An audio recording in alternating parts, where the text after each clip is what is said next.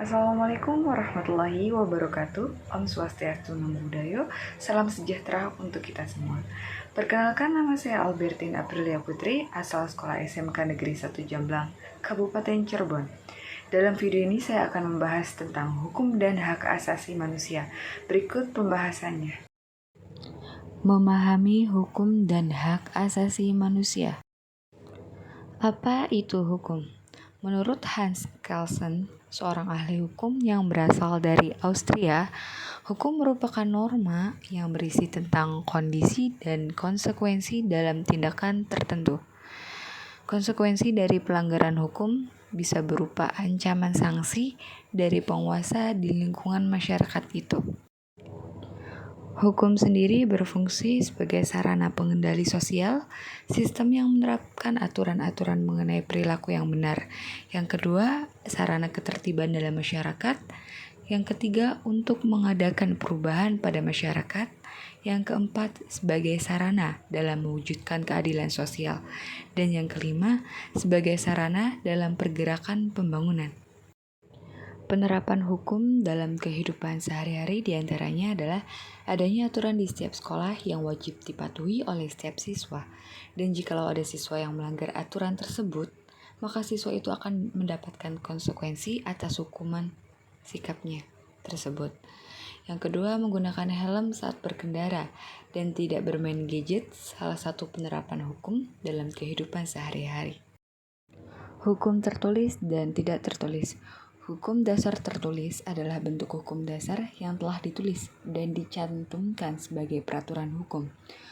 Hukum tertulis menjadi suatu konstitusi negara sebagai dasar dan sumber dari peraturan-peraturan atau perundang-undangan lain.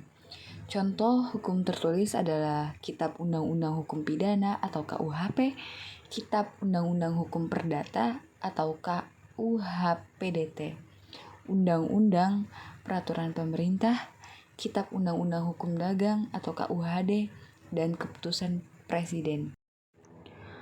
Hukum tidak tertulis. Hukum tidak tertulis adalah bentuk peraturan yang tidak tertulis secara pasti pada perundang-undangan.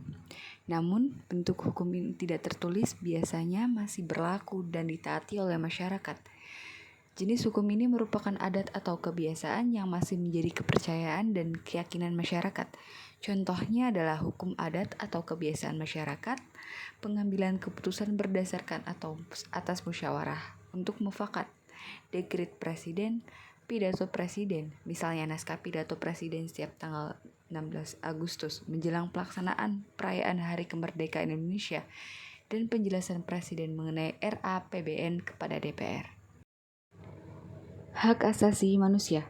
Menurut Profesor Kunchoro Purbopranoto, hak asasi manusia adalah suatu hak yang sifatnya asasi atau mendasar. Hak-hak yang dimiliki setiap manusia berdasarkan kodratnya yang pada dasarnya tidak akan bisa dipisahkan sehingga bersifat suci. Jenis-jenis hak asasi manusia secara universal. Menurut Piagam PBB tentang Deklarasi Universal of Human Rights 1948, diantaranya adalah 1. Hak memperoleh kebebasan dan kesetaraan, hak memperoleh semua bentuk HAM, hak untuk hidup, kebebasan dan keselamatan, hak bebas dari perbudakan, hak bebas dari perlakuan kejam dan tidak manusiawi. Kasus hak asasi manusia yang terjadi di Indonesia adalah ditemukannya kerangkeng manusia di salah satu rumah pejabat di Kabupaten Langkat, Sumatera Utara. Prinsip penegakan hukum. Prinsip-prinsip penegakan hukum terdiri dari hukum formal, hukum material, dan hukum substansif. Hukum formal menjadi pijakan utama dalam penegakan hukum di Indonesia. Prinsip ini berhubungan dengan undang-undang dan lembaga yang berperan dalam penegakan hukum. Hukum material berperan dalam menentukan apakah peraturan yang dibuat sesuai dengan prinsip keadilan dan kemanusiaan. Hukum substansif juga ikut berperan dalam penegakan hukum di Indonesia. Konsep ini lebih berkaitan dengan norma, etika, dan nilai-nilai moral dalam masyarakat. Hukum substansif berfungsi sebagai cermin bagi penegak hukum dalam memberikan pertimbangan dan keputusan yang adil, serta mencegah perbuatan yang melanggar hak asasi manusia. Peran penting setiap individu dalam penegakan hukum diantaranya adalah mendukung keadilan dan kesetaraan sosial, memastikan bahwa tidak ada yang kebal dari hukum, dan setiap individu mendapatkan perlakuan yang adil. Pendorong perdamaian dan stabilitas sosial, masyarakat yang menghargai dan menjunjung tinggi hak asasi manusia cenderung lebih stabil dan damai, menciptakan lingkungan yang kondusif untuk pembangunan. Pencegahan hak asasi manusia bisa dilakukan dengan upaya 1. Meningkatkan kerjasama antar golongan atau kelompok. 2. Memberikan jaminan hak asasi manusia melalui peraturan dan perundang-undangan. 3. Meningkatkan profesionalisme, pertahanan negara dan aparat keamanan. 4. Penegakan supremasi hukum yang harus dilakukan dengan melibatkan partisipasi masyarakat.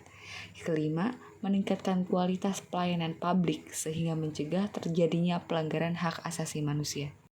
Sekian pembahasan video dari saya, kurang lebihnya mohon maaf. Wabillahi taufiq wal hidayah. Wassalamualaikum warahmatullahi wabarakatuh.